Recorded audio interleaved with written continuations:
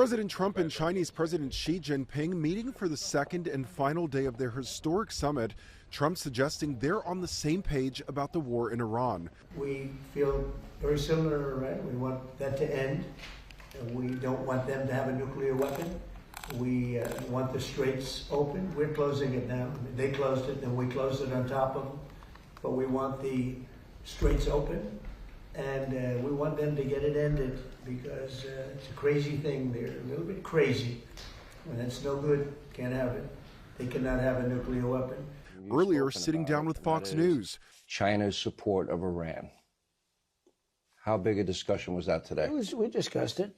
I mean, when you say support, they're not fighting a war with us or anything.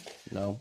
He said he's not going to give military equipment. That's a big statement. Trump saying China wants to continue to buy oil from Iran. The leaders also discussing trade, with Xi agreeing to buy hundreds of American-made planes. He's going to order 200 jets. That's a big thing, Boeing's. Boeing. 200 big ones. The president says China will also buy American oil and soybeans, which China stopped buying last year during a trade dispute. Treasury Secretary Scott Bessent says China also agreed to work together on AI safety. Despite the administration touting the talks, critics are pointing out what they call a glaring omission in photos of yesterday's bilateral meeting.